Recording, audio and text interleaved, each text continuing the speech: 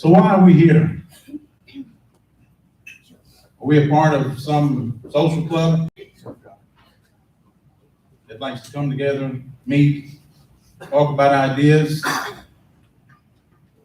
not move anything forward? Or are we a group of people that is ready to move the liberty movement forward? Why are you here today? 3%. 3%. 3%.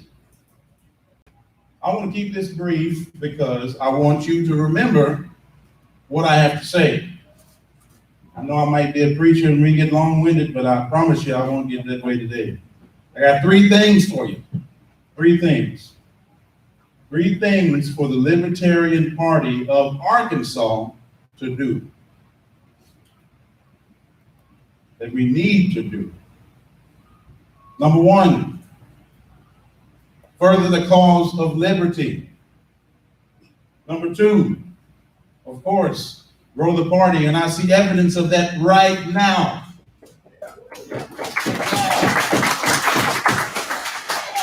Number 3, this should be something that every human being does. We want to avoid the mistakes of the past. How are we going to further this cause of liberty? How are we going to do it? We need to stop thinking in terms of allies and enemies.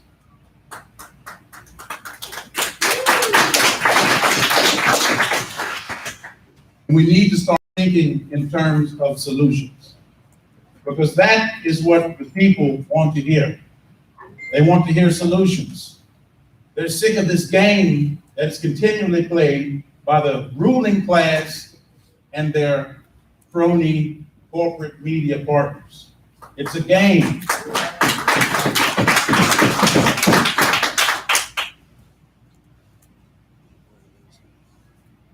Furthering the liberty movement starts right here in this room with the people in this room today. It starts right here. I like a good debate. I like to argue. There's nothing wrong with that. I know that's right. He does know that. We argue all the time. But after that, we put it aside because we focus on the main thing, is that we're working together to accomplish a goal, furthering the liberty movement. There comes a time when it's no longer fruitful to just argue and debate over intellectualism. We got to get to work. And I have to tell you, I don't really care about personality conflicts with people on Twitter I don't know. I'm just got to tell you the truth. What I'm concerned about is what the Libertarian Party of Arkansas is going to do. I care about furthering that movement, 3%. I'm not going to let that negativity affect me or throw me off my goal, our goal. And that is to make sure that liberty prevails. We also, obviously, are growing the party, not just in numbers, but in the diversity of political skill. If you understand what I mean. There's a lot of people that are candidates. The party historically has been made up of a lot of candidates. But we need some other people now. We need people that can be press secretaries. We need people that can write opinion pieces for our candidates. We need strategists. We need outreach team. We need operatives. If we are ever going to compete on the level that the major parties compete, we need to increase our skills.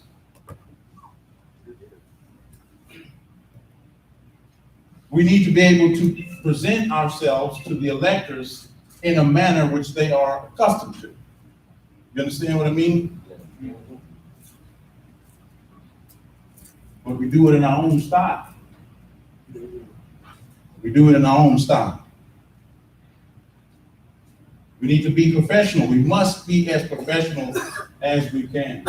Because they already see us as wackos, right? Right. Let's not prove them right.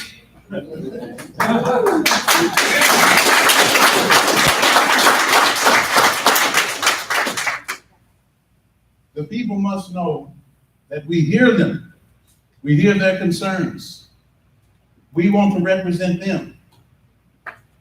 And I believe that libertarianism has an important part to play in this government.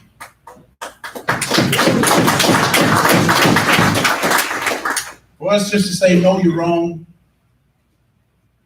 it cuts off the real connection we can make with the electorate. Because even though we are human beings and we have the capacity to reason, we also have a great capacity for emotion as well. And I can tell you the major parties are continually playing on those emotions. They're playing on everyone's emotions. People are sick of that. We have to make a connection with the people, 3%. We have to avoid making the mistakes of the past.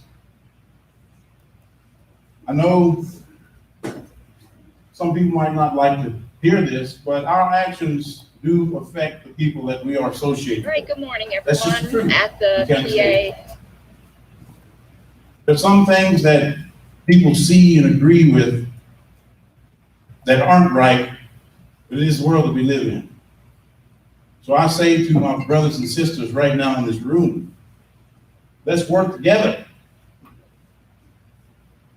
Let's try to represent one another better. Let's throw off this self-importance. I'm telling you this right now. This political idolatry that's going on in this country is bad.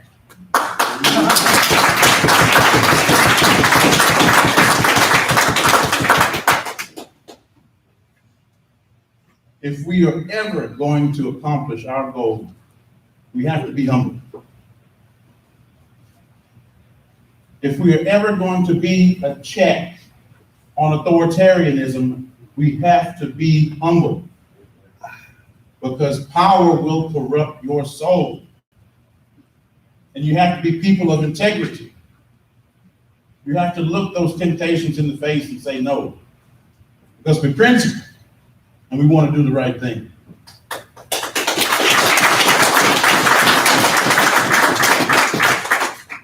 %. Let's get some libertarians elected.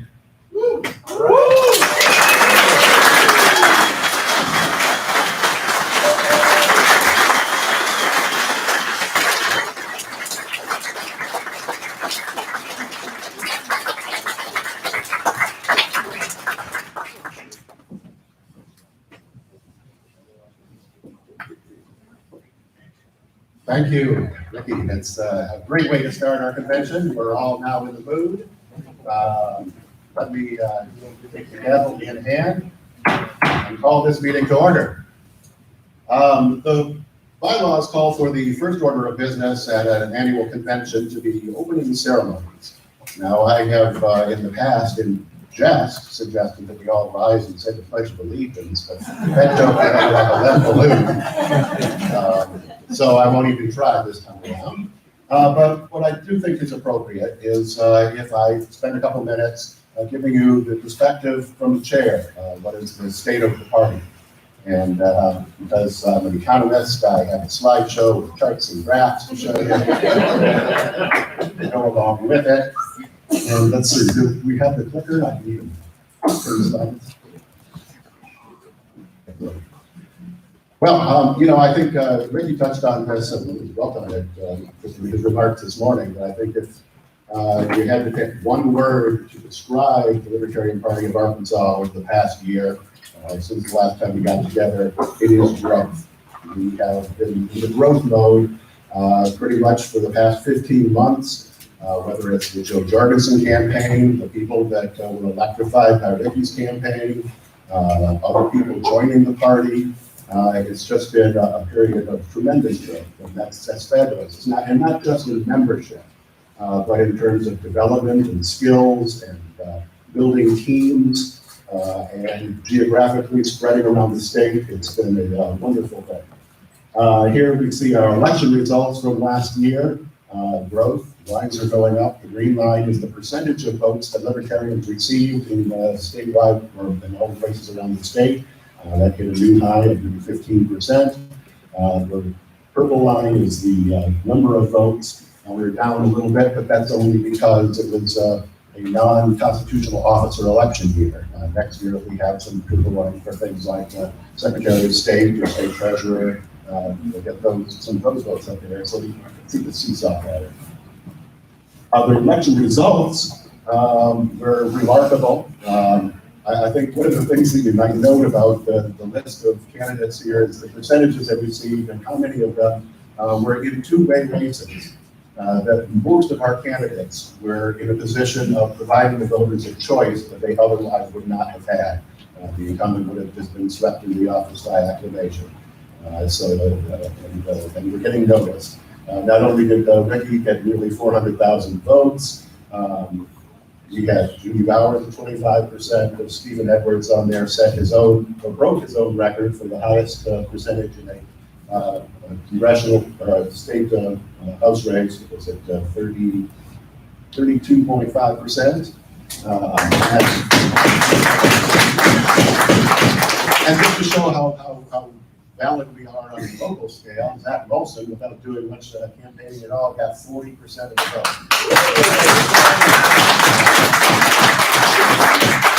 So we're in a growth mode. We're going to keep building from here.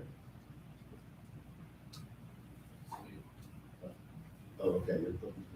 Okay. In terms of membership, it's just remarkable. A year ago, we were hovering around 80 to 90 dues-paying members of the state party. As of 2 days ago, when I took this, we were at 149. Our national membership numbers are similarly increasing. We were a year ago about 110. Now we're up to 150 national members.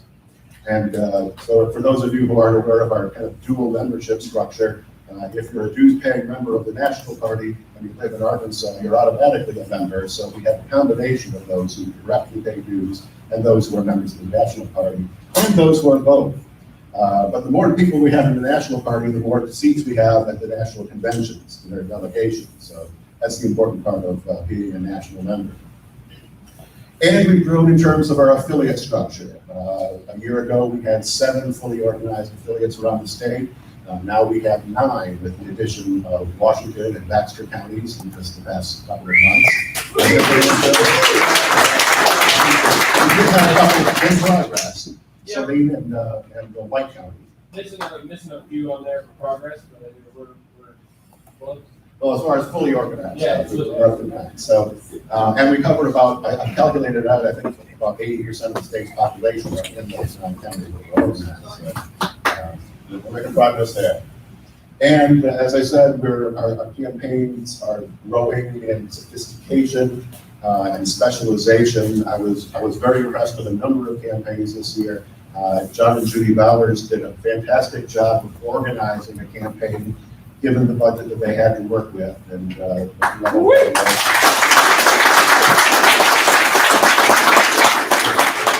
course, Mr. Harrington had the resources to put together a whole campaign team that was working on his behalf, and that was wonderful to see. Leah Gabbard was our state coordinator for the Joe Jorgensen campaign, and was, as a matter of fact, so resourceful that we got a visit from not only Joe Jorgensen, but Spike Cohen as well. I think that's the first time we've had both on the top ticket people come to Arkansas and say campaign.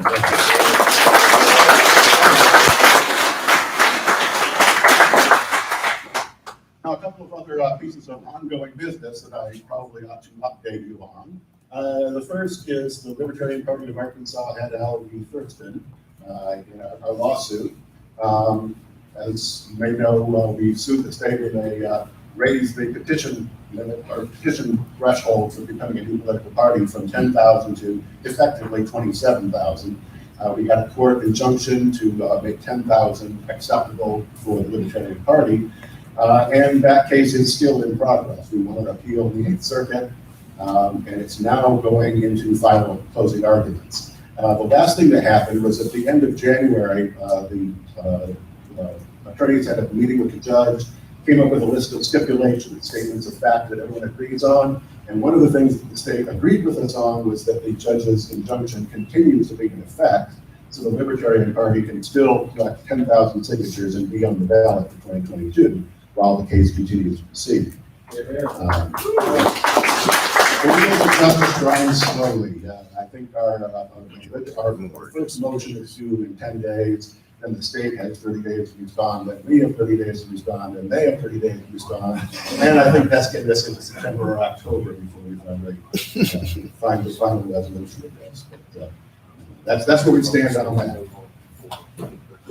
The LPAR petition drive is in progress. We began on April 1st, and so we've completed 6 weeks and 3 days. We're just about exactly at the halfway point in terms of the 90-day window that the current laws provide for us. And we're a little bit behind. This is not the best news I have to share with you today. Our paid petitioner effort, we're shooting for 12,000 within the 3-month period. We're just shy of 4,000 right now. Now, that is an issue that we are addressing. As a matter of fact, there are 2 additional paid petitioners on the road as we speak. I just heard from one saying that he's going to be here tomorrow morning. The other one, I think, is going to be here Monday. So we're basically doubling our staff of paid petitioners out on the streets. So that's really going to help. The volunteer signatures have been trickling in. We're counting on 2,000, and we've got 274 so far. But I have a feeling that a lot of you might have brought some signatures with you today. So we'll get a more up-to-date count after we get done here. And I can't emphasize enough that if you've got some free time, if you know some folks, take these out, go to the local farmers market, carry a petition board with you, and just ask people to sign the petition. That's what it takes, is just to ask. And like fundraising, you gotta ask if we're gonna give you money. I think that's all that I had to talk about in my opening remarks. I guess we'll move on to the first order of business this morning, which is going to be the adoption of the rules of order of the convention. Before we do so, let me point out that the bylaws have a limit on who can vote at these conventions. If you're a dues-paying member of the party for the past 60 days, you automatically are a voting member. Now, if you have joined within the past 60 days, and given the pace of our growth, I think there are a number of you who fall into that category. We do have a provision that allows for everyone who is a current member to be able to vote at the convention, to basically bypass that 60-day limit.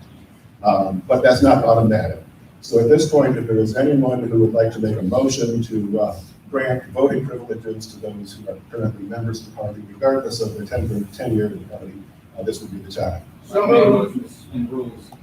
Well, I don't think that we don't have to suspend the rules anymore. We have it in the bylaws. Oh, okay.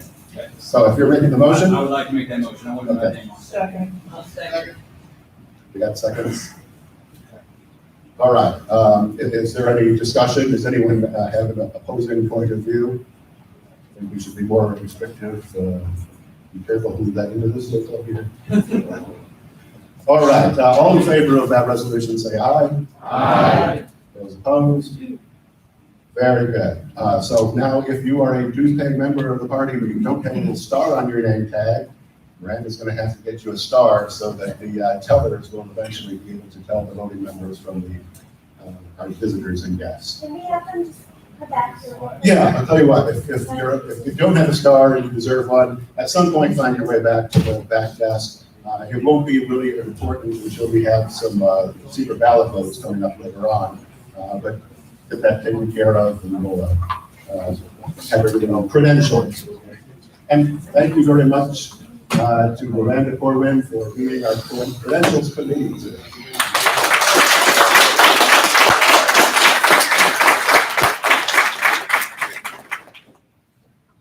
All right, we got the voting thing worked out. The first order of business is to adopt the rules of order for the convention. That should be issued. It's in your folder. I sent these out to all the people who had signed up earlier this week. If you've had a chance to look it over, I wanted to see it's all tedious procedures.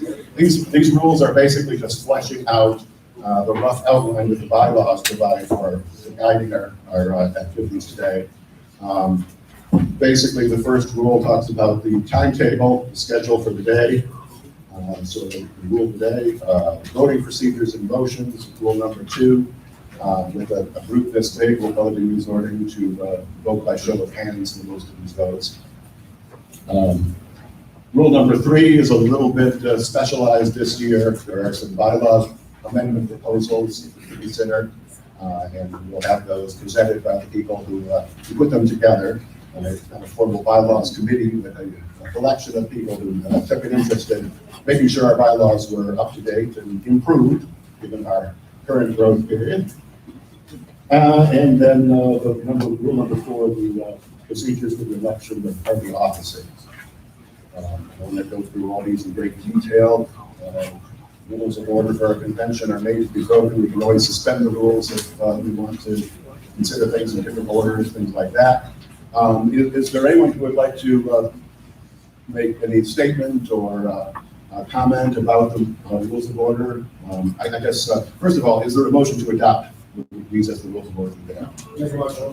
Joe has made a motion, second around the room. Very good. Is there anyone who would like to speak either in favor or I guess against, if there's anyone who has a concern with these rules? We can amend them. Very well. All in favor of adopting the rules of order for today, please say aye. Aye. Those opposed? All right. We have our marching orders. The next item on the agenda is the Secretary's report on actions taken by the State Executive Committee. I was under the impression that Casey was going to be here this morning to deliver that report, but I do not see him in attendance, and I don't know, has anyone heard from Casey? He said he wasn't. He said he was not coming. Okay. All right. The actions of the Executive Committee, we did some stuff. We approved the new 2 new affiliates. We adopted a temporary change to the bylaws that we're going to have to address here today. And some other things that probably aren't reversible, like deciding to have a convention here and things like that. If anyone's aware of any actions taken by the Executive Committee that you disapprove of, they can be rescinded and overturned at this time. If anyone would like to raise an objection to anything the Executive Committee's done over the past 15 months. Joe objects to it all. Too bad. All right. The Treasury report on money collected, money spent, and money remaining. The Treasurer is having money handed to him right now. We'll call Stephen up here and have him give this report.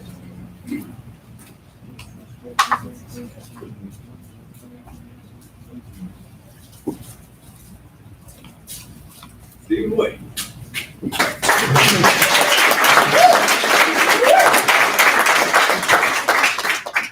Our illustrious treasurer, Stephen Wade. What do you have to do? Well, first of all, I don't have a pretty presentation like mine was. I just want to go over what we have collected, what we've spent the last year, what we have on hand. We raised about $25,000 in the last year. Looking at a period from May of 20 to the end of April of this year. Special thanks to Ricky for donating to the surplus campaign funds for this last run. That was a big part of also, big thanks to everybody that donates regularly or even annually. Yeah, it's a big part of that as well. We've spent about a little under $10,000 in the last year. In that same period, that's already started to get a little bit of the petitioning. About half of that $10,000 has actually been spent in the last month. petitioning is always the most we spend in a 2-year cycle getting on the ballot. Probably looking at $40,000 or so this time around. That's what we're expecting. Currently, we have about $22,000 on hand. We do have that broken up between federal and state funds. State level, we have 16,000, and federal, we have 6,000. That's due to finance laws. That is about everything I have. I'll turn it back over to Michael.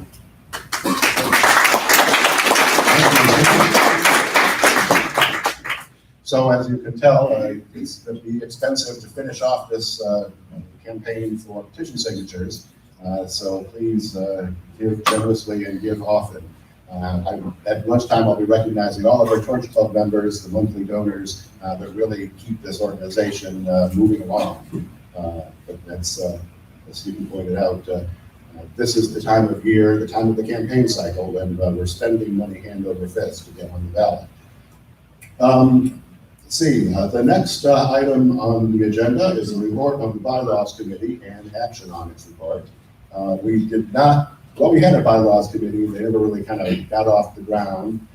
There were a couple of things that we thought were urgent to be considered. And so we had a special executive committee meeting on February 13th, just before the 90-day cutoff before the convention for proposals to be made. And several people attended and participated in that. We did have a quorum of the executive committee who endorsed these as proposals for amendments to the bylaws. And I guess what I'd like to do is, as we go through these proposals, ask the member who sponsored it or who had the idea in the first place, come up and help present what the proposal is and what the rationale is for it. Changes to the bylaws require a 2/3 vote. And they are amendable throughout the rest of the day. Let's see, our first one, I believe Michael Flagius was the instigator on this one. If you could come up here or maybe speak from the floor as to the logic behind this. And do we have proposal number one? Do I need a microphone or can everybody hear me just fine? The first proposal on here, and before I get started, I'd like to say that when I first came into the party, Mr. Bowers chaired the bylaws committee, and he did an awesome job. And then I kind of took over after that and did a really crappy job. So I was glad to hand it off last year, but then that kind of didn't get done either. So if John would like this committee chair back, maybe he can do that. If he does not, if someone else will please head this up and keep it going. Because the last couple of years, we haven't found anyone to fill John's shoes. But the first proposal that we had was kind of housekeeping. It's just some language that was pretty vague and could cause problems on nominating. So it was just striking the who must be approved and replacing it with unless so that it's clear, it's not vague. So it's just housekeeping. It doesn't change anything that we do. It's not changing any rules. It's just rewording something that we worded poorly the first time. It was basically grammatically incorrect and difficult to understand the way it was written. I don't see this as a big controversy. Is there anyone who would like to suggest a better way to fix this or amend the amendment? Let's go ahead and put this one to a vote. This one's easy, I guess. This requires 2/3, so let's do it by a show of hands. All in favor of adopting proposal number 1, please raise your hand. All those opposed? It looks like it goes with 2/3, all right. So 1 down, 3 to go. That one was the easy one. It's proposal number 2 is a little bit longer here. This is a summary on the screen. The full text is in your handouts and was mailed to you. Now this, I guess I started this one by proposing that we cut the last 2 sections of the county affiliate requirements. Basically because the laws they referred to have been amended and those are no longer the deadlines that are appropriate. Plus they are only relevant when we become a so section 101 political party, that is, we'll get 3% and have automatic ballot access. So the second part of this is strike number 12 and 13, and to replace them with, at times when the party has status as a political party, each county committee shall conduct its business in accordance with applicable law. And for the most part, that applicable law has been rewritten to say that whatever the party rules say are the way things should be done. Both Democrats and Republicans seem to agree that they wanted to settle on that kind of language. So that's basically it was that. Now, while we were at it, I believe it was Mr. Butterbow who proposed that we do a little bit more hacking and cutting. And Chris, maybe you could speak to that. All right, everybody hear me okay? All right, so we started with items 12 and 13. And as we were going over and discussing this, I'm reading through the rest of the bylaws concerning county executive committees. And I was like, well, why do we have to impose that they have to meet no less than one time per quarter? Why do they have to convene official business in open meetings? Why do they have to constitute a quorum of membership, create subcommittees? We're libertarians. Why are we going to tell our county affiliates how they have to structure and how they have to run their business? That can be handled they have to submit bylaws to XCOM and be approved, and then they're adopted. So why don't we let the county affiliates organize the way they want to organize and hold their business when they want to hold their business without the state party telling them when and where they can do that? So let's just start. Why don't the state executive party have to approve county bylaws to begin with? Well, that's already in there, that they have to, the county affiliates have to submit bylaws to the XCOM and they have to be approved. Why? To be affiliated with the state party. Why does it be approved? To be affiliated. So you can make a living. Yeah, we don't want somebody to just form a group and say, we're a libertarian affiliate and not have approved bylaws and not be libertarians at all and just say they're libertarian. What libertarian things that, Maybe you can call it recognize. recognize, yes, I agree, recognize. Well, that's, I guess, part of the approval process, the recognition process is having that stamp of approval on the county's bylaws. It was a similar structure where we are affiliated with the national organization, and they monitor what changes we make to our bylaws, and make sure that we're not becoming a renegade organization or something like that, I guess. Well, great for the renegades. Yeah, well, yeah. And I would like to point out, when I brought Leveldo up to talk about this, I wanted to point out that when Craighead County came up with the first draft of their bylaws and sent it to the executive committee, it was, we do what we want.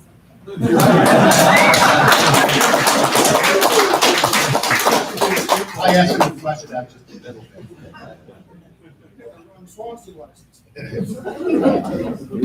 So we have these kind of really two sets of recommendations. One are the more legal requirements, and the second part that we replaced with a general statement. We also replaced those picky proposals as just saying that the executive committee will establish a policy manual that will give guidance to committees on what are the kind of important things to consider. But as the wording would suggest, the changes would be leave more autonomy at the local level, which I've always thought was very appropriate. As far as debating this, we could debate it all in one. We could divide the question, but I'll leave that up to you. Is there anyone who would like to speak on the issue? Mr. Swafford. The membership committee and the affiliate committee look over all these changes. I think they're efficacious to us building our party outward. I don't think there's really anything controversial in there, but all these changes are positive for the board and everybody on the committee. So that gives you the confidence to the motion therein. Thank you, Mr. Swafford. Is there anyone who would like to get him? I do have a question. When it talks about the XCOM will make a policy manual with recommendations, those are recommendations, not requirements, is that right? Yes, that's Correct. right. Yeah, we agreed that Okay. we would amend all of that verbiage by providing a policy manual with guidelines on how the county can And we just, but they're guidelines, they're not requirements. They're more like guidelines. Guidelines are great for good advice, and I like having guidelines that then we can figure out what we want to do ourselves. Yeah. Yes, So to my understanding, we would still want to go forward with approval of bylaws by the executive committee for recognition of county affiliate, but we are making that approval of bylaws maybe simpler or more open by making the bylaws require less. yes, making the bylaws require less in terms of detail. In terms of For detail, in instance, terms of specificity of like what structure they need to have and all of that. Exactly, and more local control to these organizations. And really streamlining it to that being the one thing that they have to do. There's no longer much other requirements other than literally submitting bylaws and having it approved. That just kind of getting that condensed into one action. So that's really.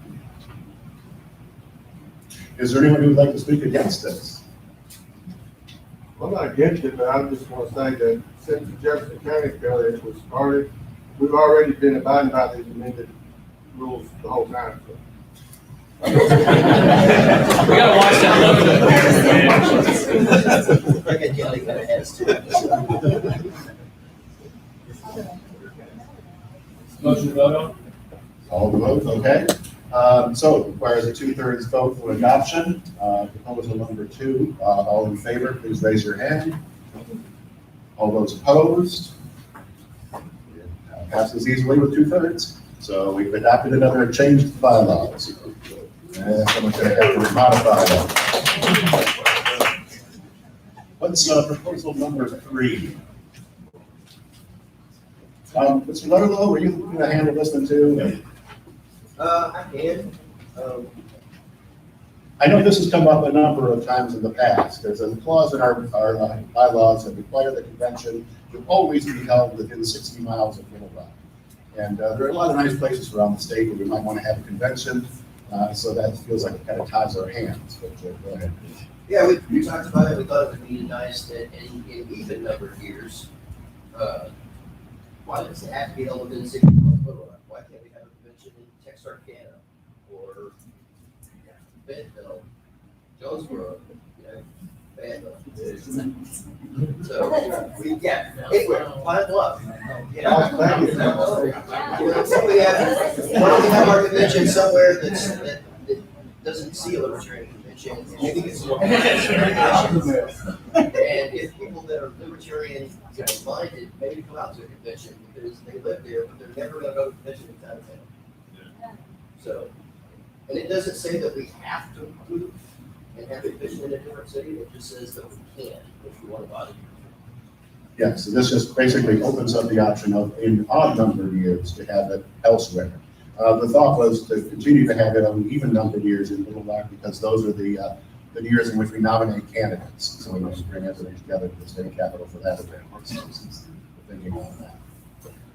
But again, this is debatable, it is amendable. The proposal is fairly simple. Is there anyone who would like to comment? Today, suggest, Joe?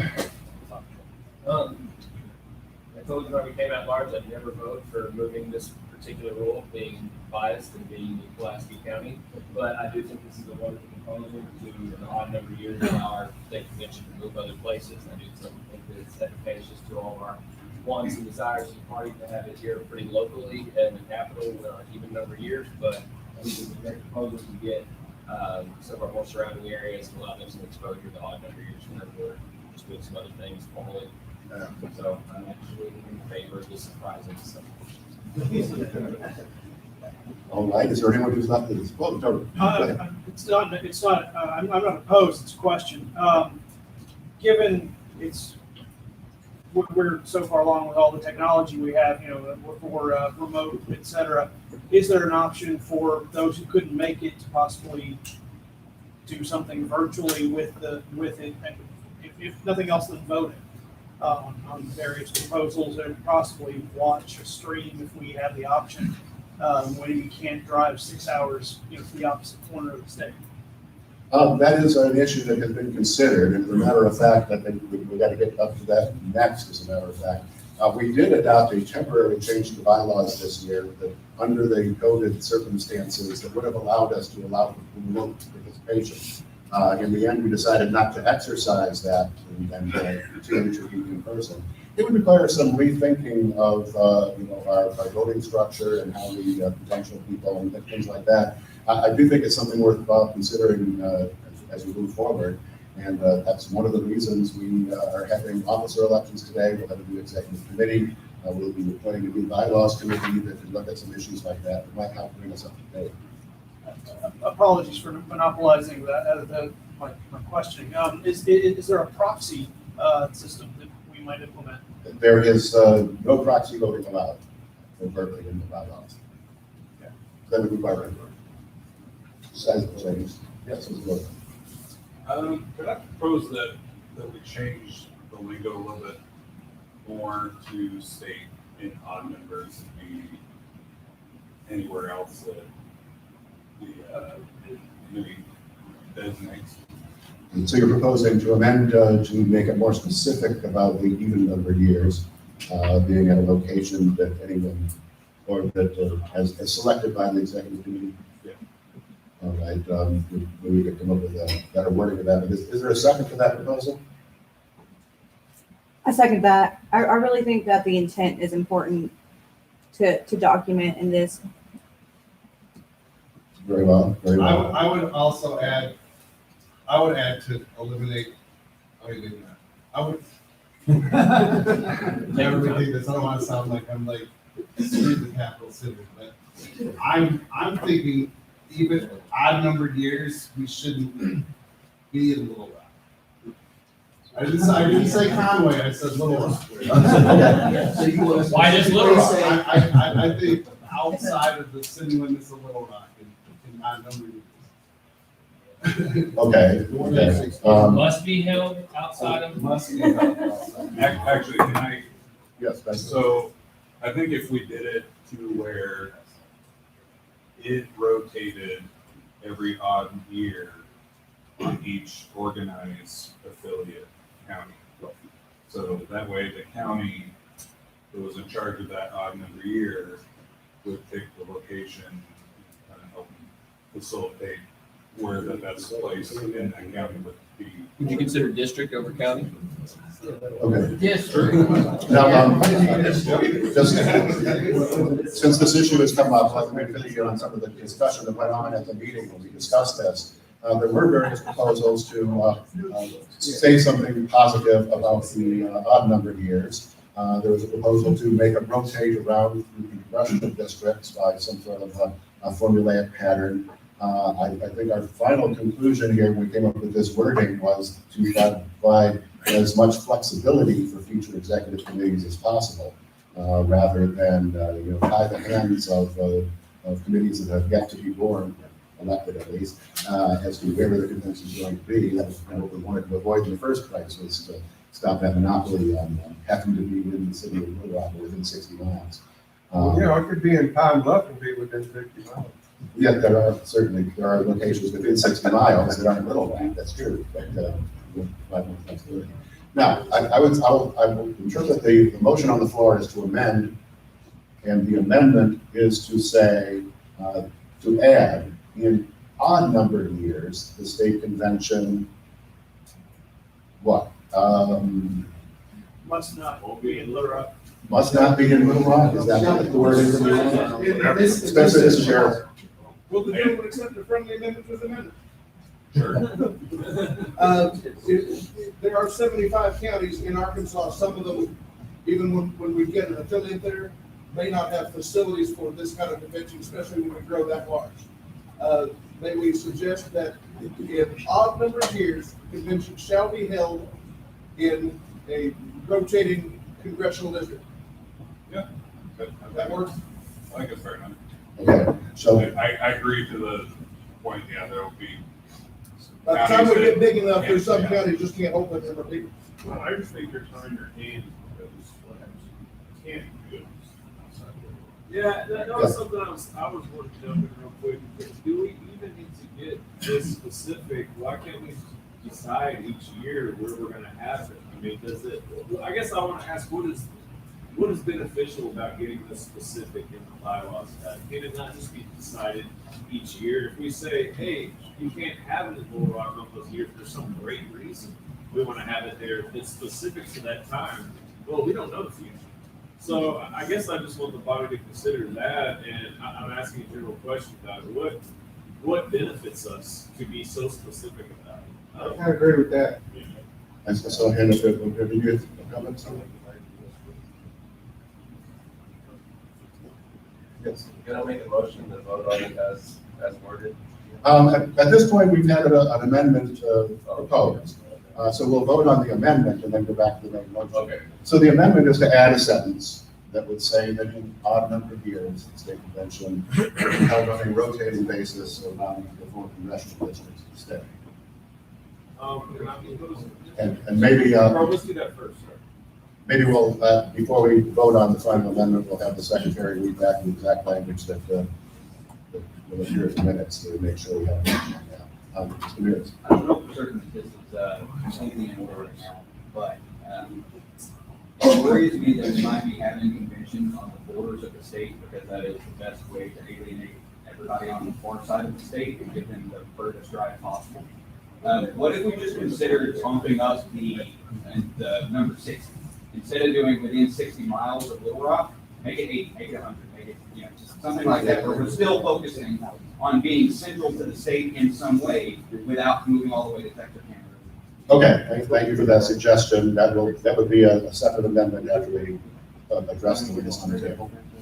Can you suggest a change to the wording of the amendment that we're talking about? Yes. Just say can be or may be. You can amend the amendment. So you have an amendment to the amendment. Yes. I'm gonna wait till after we consider this amendment, but I'm gonna move to just strike all the words after state convention and just say we have to have a convention. That's it. That would be my amendment. I like that. Why not just simplify it? Why not just simplify it? Or let's consider it now, let's multiply it. I'm gonna send my amendment then. Mr. Swafford. We got it here with our limit here and everything. I think getting more specific about it, we're gonna spend more time on something that's really not gonna affect us too much.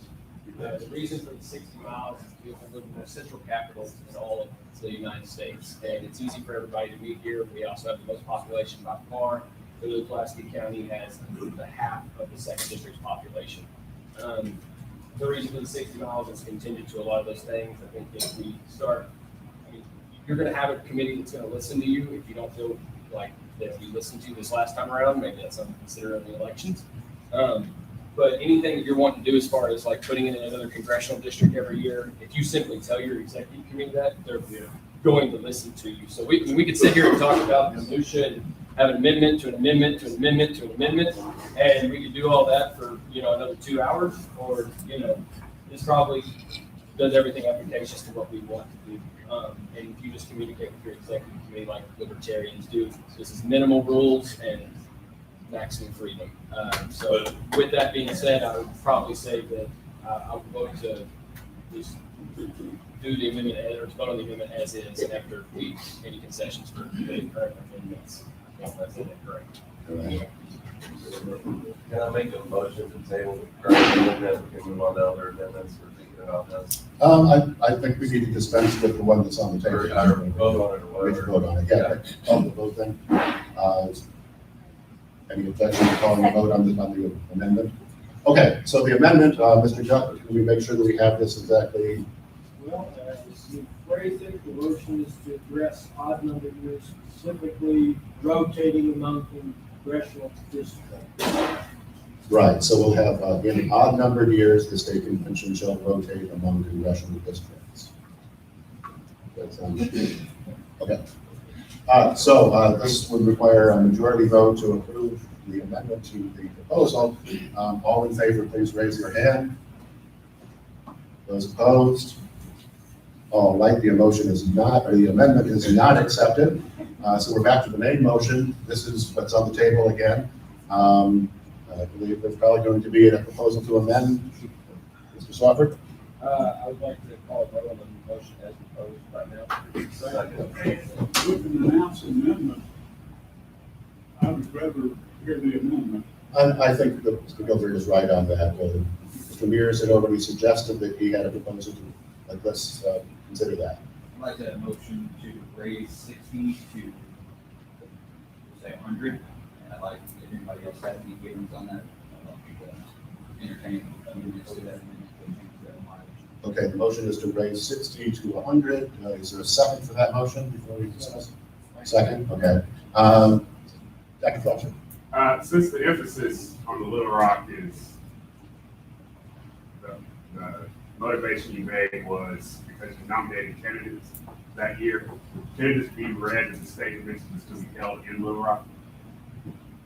Why the 60 miles? If the emphasis on the capital. It allowed for Conway last time, being a large population area within close to the capital. A little bit of variance. I was not a part of the committee that drafted the original bylaws, but I suspect it was to address the concern that was raised earlier that some faction could hold the convention in a distant corner of the state, making it difficult for people from elsewhere to attend. That's my guess. So we have a second for the motion to change 60 from 100. Is there any discussion further on that?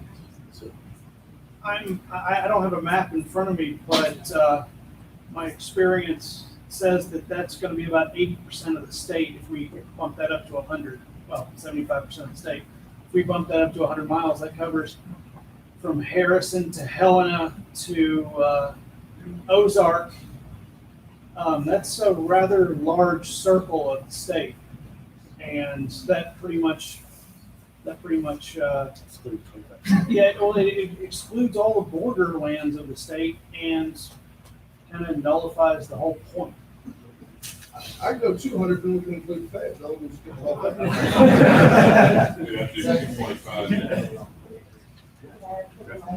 Caleb.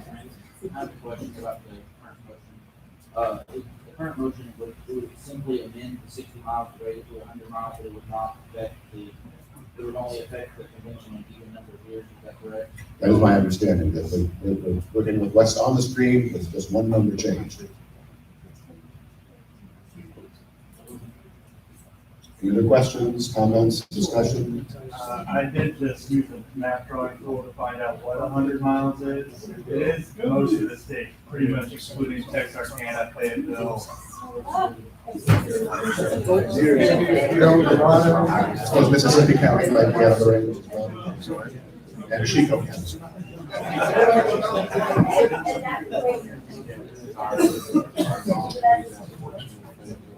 Mr. Evans? Well, we just went through this whole bylaws change to kind of give us all more freedom, and I think what I would propose here is the same thing. I think if we're getting that specific, like Joe was saying, the committees can handle this stuff. I trust the XCOM to handle this. We already know it's going to be in Arkansas, so it's kind of redundant to say, oh, hey, it's 80 miles from the capital. Well, we know that we're in Arkansas, so I'm going to move to just strike all the language after state convention. After later, that'll be after shall be held. Okay, that's a later thing. That's not. Just reminding people so they know what I'm going to put on the table. All right. I'd like to make a motion to vote on the amendment. Call the vote, okay. So the amendment is to change 60 miles to 100 miles. All in favor, please raise your hand. All opposed? All right, that amendment does not pass. Before we move to the final vote, Lee has indicated that he had another proposal to make. Lee Evans, you're going to make one more suggestion here to amend the proposal. Yeah, my amendment would be to strike all the language after state convention. We can figure out each year exactly where we want to have it. What's the problem with that? It's maximum freedom. It's libertarian. Let's just figure it out each year. Okay, so the proposal is to change, to strike everything after the first state convention. I don't see the point of getting that specific. I really don't. We'll Right on. figure it out each year. Can I amend Mr. Evans' amendment? Well, first of all, we do have a second that was here. Yes. I heard you gave us some approval. All right, anyone would like to speak against it? We'd like to try to balance things out. Everyone seems to think. Oh, yeah, let's strike that too. Oh, hey, wait. Letterlow's got a great idea, so we don't even need to say each year prior to July 1st. That's still too specific. We do what we want. No, we need the whole thing. We need it up there. At time and place determined by the state executive committee, the parties of the state convention. That's it. Why do we need any more than that? We got well, we know we're in Arkansas. No, that's not. All right, order. Let's Each year. So yeah, Chris is right. So let's keep each year, get rid of prior to July 1st and strike after state convention. That would be my opinion. Okay, so you've added the strike prior to July 1st clause to your proposal. Yes. Yeah, well, you know, I gotta lean on the people who've been here longer than me and listen to them. They actually make sense. Howard's been recognized already. Yes. So my thought is, I'm in support of the proposal as written, without any amendments that I've heard so far. And the reason is because we have to be at a state convention to take an executive committee, right? So the reason one is central is so we don't have one executive committee that controls a certain part of the state and alienate the other parts of the state from influencing the state executive committee, which is who decides where the committee is going to be. So I'm in favor of the proposal as written without the current.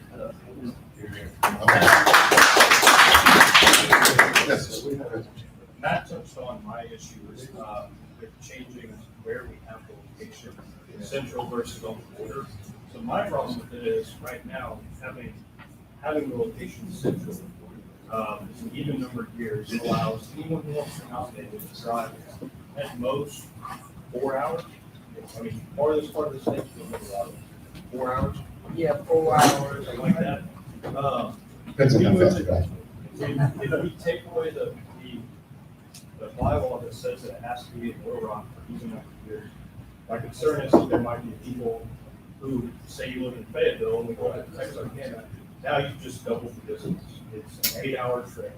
So it's inconveniencing more people, and it's inconveniencing people more because of the time difference. That's my concern. That's why I'm supporting it as written. All right, thank you. Joe? I love the spirit of my buddy Lee's amendment, but I like the language that's written there. There are reasons why we have the 60 mile per, as Rich just stated. I really think this gives us maximum freedom with very limited structure. This is just for structure, everybody. It's not to contain anybody, but it's to give us a basis for things. No reasons for July 1st, and stuff like that, so that you don't kick the can down the road and we end up having a last minute convention in December. I mean, these are very small provisions that just give us a guideline for, hey, do it this time, do it kind of here. And I think it, as written, gives us, again, the maximum amount of freedom, just a small amount of structure. And again, your ex-com is going to listen to you. So I'll be voting against the amendment, and I'll be voting in favor if it doesn't pass what we have.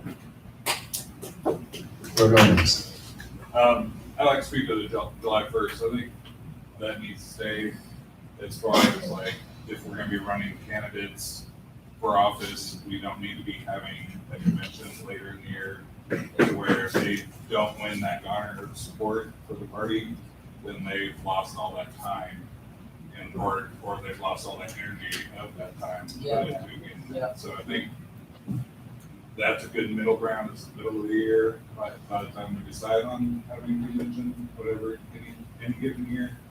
But I think it's very important for any candidate that we are going to run that needs Libertarian nomination backing, that they have that ample time to start getting on the ground running pretty much.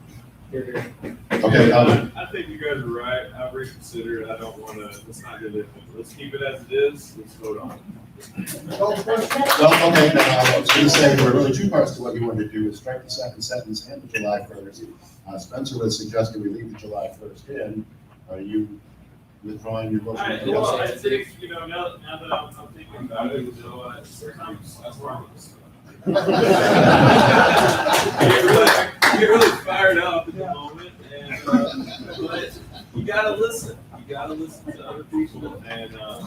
Michael came over here and talked to me, and he said, you know, it really does prevent one county from being able to exercise too much power, because say they took over everything, Benton County did, for instance, just as an example, because they're really growing right now. And then they can say, well, we only want to have it in Bentonville. It would make it really hard for people to get up there. So I reconsidered, I like the language as it is. Let's vote on it as it is. Everybody's good with that.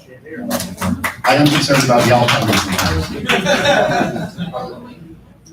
All right, so I guess with that amendment withdrawn, we're back to the main motion, which is to adopt as worded. Okay, who's gonna hold the question, I think was general approval for that. This requires a 2/3 vote to adopt as written, proposal number 3. Did you have a question? Oh, we just voted already. All in favor, please raise your hand. Those opposed? All right, we have 2/3. I guess we still have about a couple more here. One more, number 4. This one was really a team effort. I think Brian Leach suggested we graded the idea, but it might have been Elias. Lutterlow was in on it. Chris Olson wrote a section of this. So we kind of crafted this idea that membership eligibility is currently at the age of 18 years old. However, there are some offices, public offices, that someone could run for that the requirement is that they be 18 years of age as of the date they take office. So we could be denying membership to people who are eligible to run for public office, and yet they wouldn't be a valid member of the party, and therefore could not be nominated to run for that office. That was the main justification for the thought of changing 18 to 16, being the age of majority, so to speak, for joining the Libertarian Party of Arkansas. So that required changes to a couple of sections. The membership eligibility, the primary one, regarding non-discrimination in membership, we had to change that to reflect the change in ages. And then Mr. Olson suggested that we really need to have, as members of the executive committee, those who have the legal right to sign contracts. And so we might want to put a tighter restriction on those who are between the ages of 16 and 18, that they need to serve, they need to be 18 to serve on the executive committee. So there's really 3 parts to this. Mr. Olson, would you like to speak to that? 18 to serve an officer. You should be 16 to be district rep. Yes. Like, Yes. to be a chair, vice chair, secretary, somebody who's not who calls upon us to serve, or if you're some of these smart guys who they will respond for actions. What they have to do. Very good. Well, the other thought behind it was, if we lower it to 16, let's start some young libertarians groups in high school. Let's get some kids motivated. I'm coming up, there were young Democrats and young Republican clubs when I was in school. So let's get some young libertarians started. Oh, yeah, and I want to speak in favor, real quick, being out petitioning. I meet kids all the time that are under 18 that are excited about libertarianism, and we need a way to get them on board. So I'm totally in support of this bylaw. Good question. Yes, sir. Does that mean like the county chair can be 16? No, this only refers to the executive committee of the state Libertarian Party of Arkansas. Well, I mean, you could have county rules that could establish, team memberships or something like that, but they would not be recognized by the state without the adoption of Well, these I think changes. you have somebody that's under age, under 18, they're kind of chairman, maybe somebody's with somewhere. Yeah, but there could be an issue with that at the county chair level, that's true. But we've already kind of withdrawn our level of mandating the behavior of the county committees, so. That might be something that's policy. That might be something to put in the policy. Yeah, I'm fine with that. Just look at questions. Mr. Mayor. This is a trick question. I know. So is it legal to take little contribution from someone Is it legal to take political contributions from someone under 18? If they can be members, they have to pay for the membership. They have to pay a $10 membership. thing. They have to have their parents' permission slip or something. I don't know, that's a question. I'm not even sure. I suppose if you're under 18, maybe just striking the news. And that might encourage more young people to get involved. Then they start your 18. I guess the issue here though is, remember the original intent was to give people the opportunity to run for office who are otherwise qualified to take office when they turn 18, but they're not old enough to be nominated by the everybody to run for office. Mr. Wade, we've heard from you in a while. Yeah, I think that's a good suggestion on the legality issue of that. We haven't looked into that yet. I would suggest, I guess, on that note, if we pass this, that is contingent upon verifying the legality of that. Age of consent in Arkansas 16. Well, you pay taxes when you're 16 if you have a job. Age of consent is 16, so you have sex, but you contribute to the political party. Well, I'm saying, like, I looked at the law. Or lady has something to contribute?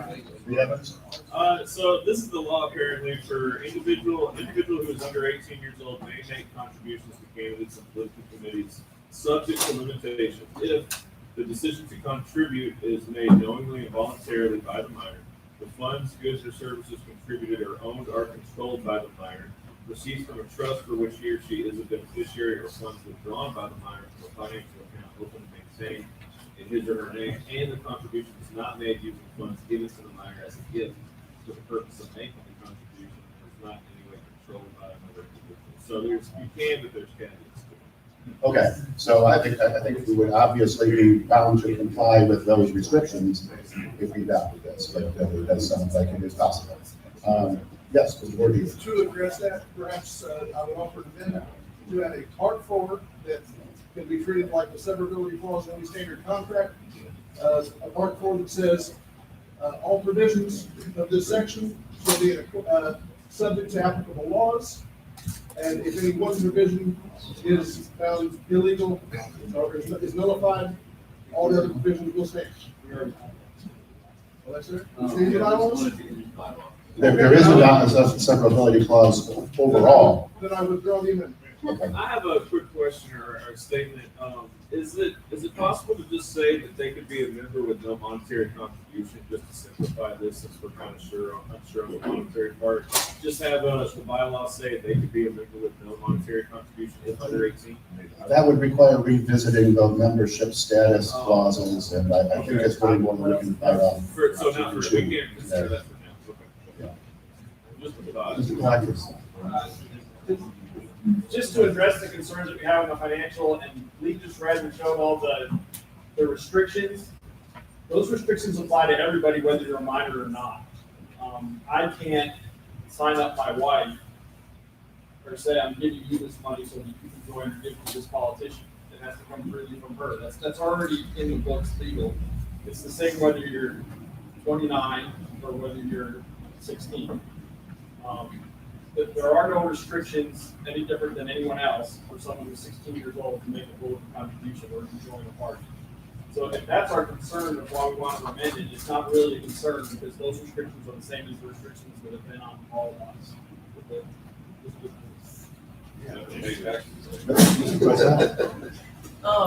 Why can't we have like a junior party under the, as us as their mentor to teach them legalities, to teach them civics that they're not learning in school anymore, and go from there. And when they turn 18, then they can make their own decisions. That kind of arrangement would be possible under the current bylaws, to have like junior memberships established or youth clubs associated. But this would specifically change the bylaws to allow those to vote. That also would address the issue of them turning 18, having been a member of the party for, 60 days before they're allowed to do it. No, you just need to be a member of the party to run as a candidate. So that's the restriction is that The restriction is sometimes you need a year to file before the election. And you can't file or get our nomination unless you've been a member. So they're eligible to run for office if they're 18 by election day. So a 17-year-old wants to run because they'll be 18 on November 4th or whatever the election day is. They're not allowed to run as a libertarian because we won't allow them to become members until they're 18, which means they couldn't have gotten a nomination in the first place. This allows them to get our nomination to be able to run for office as long as they're going to be 18 by election day, which is what the state law allows. Great point. I move to vote on the bylaw as written. Second. Any objections to moving to a vote? All right, so as proposed, we're voting on proposal number 4. All in favor, raise your hand. Those opposed? All right, 2/3, that passes. So we have another change to the bylaws. Now, there's one other that I actually probably should have done this one first, but now we're in the swing of things, which is bylaws today. One of the things that the executive committee did over the winter months as we were planning ahead for trying to plan a conference with uncertainty around the pandemic is we wrote a temporary provisions about being allowed to have virtual participation, a hybrid convention, maybe even up to and including an entirely remote convention. We thought that it might be necessary. The rules about adopting temporary changes to bylaws are very strict. They have to be a 7/8 vote of the executive committee. We had to consult with our legal counsel to say that, yes, this is really necessary, that we give this consideration. And so we adopted these changes to allow for the possibility of a remote or hybrid convention. And in the end, we decided not to execute that option. So it's just sitting out there. Now, one of the things that the bylaws very clearly state is that if the executive committee does adopt temporary bylaws, it does come up for a vote at the next state convention as to whether to approve it as a permanent change to the bylaws or to just let it lapse. If it lapsed, then it cannot be brought up as a temporary change to the bylaws anytime within the next year. But of course, if there was a separate new public emergency, that would be a separate incident. So I see no reason that this could not be done again if we found ourselves in the unfortunate circumstance we did and the uncertainty around this day here today. So the proposal on the table is whether to accept this temporary change to the bylaws as a permanent change to our bylaws. I will step back and say my personal recommendation is we do not adopt this as a permanent change to the bylaws. I think it was intended to be temporary to get us through a situation that none of us wanted to be in. And that if we want to start thinking about changing the nature of our conventions in the future, we should do that in a more orderly, reasoned approach rather than kind of a temporary amendment to the bylaws. Okay, now I'm stepping back to the chair. Mr. Morgan. Question to clarify, if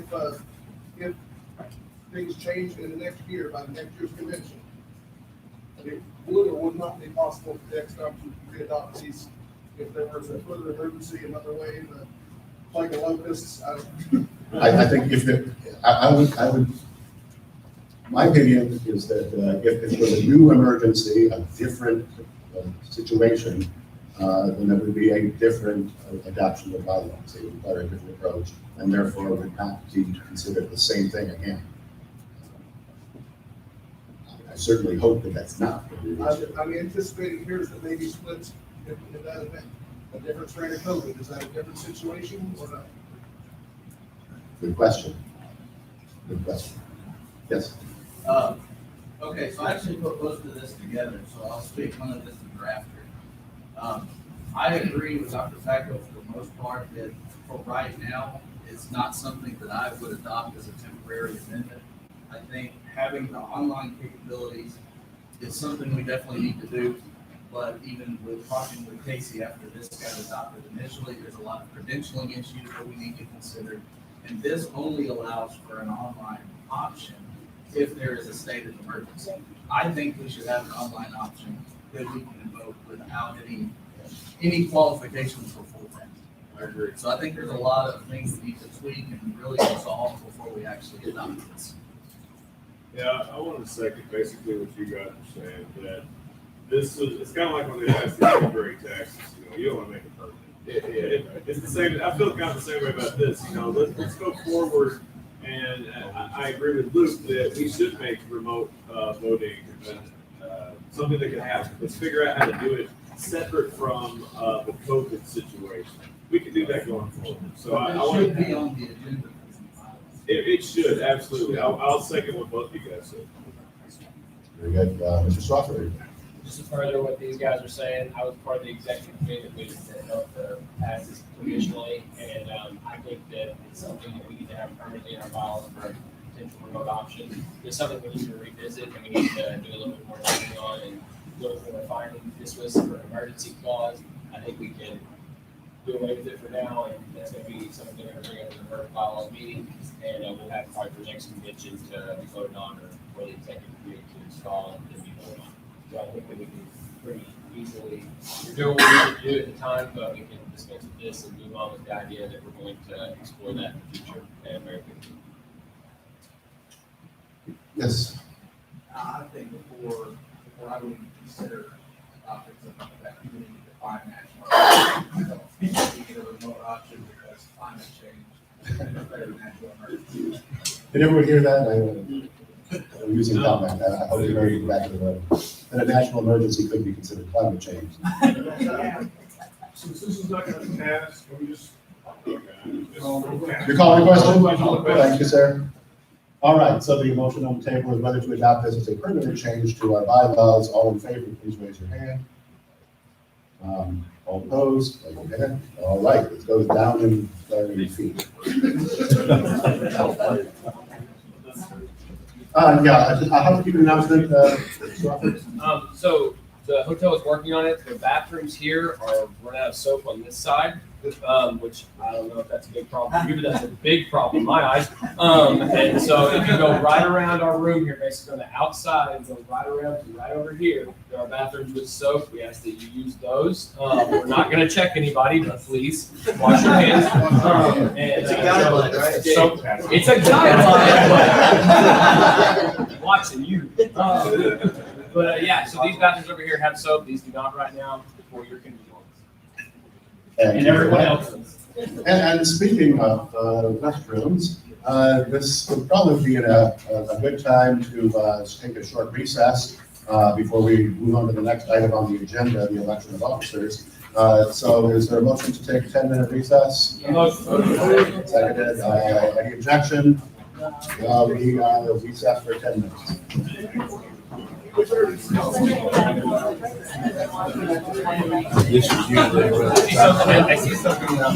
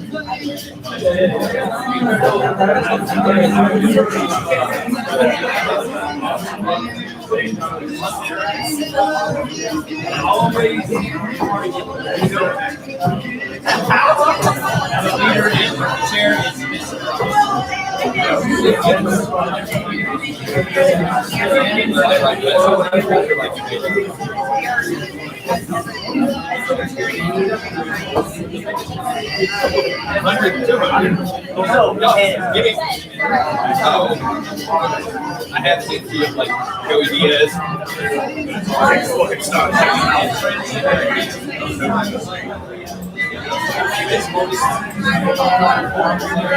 I'll take your offer. I'll eat mine.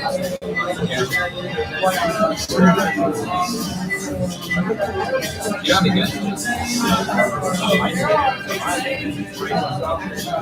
Well, that makes me so. I haven't Rachel. I think we're just gonna wait till I don't want to get close to the medical card.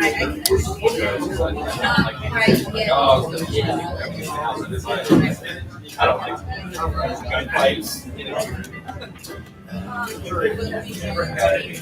Well, they have a list.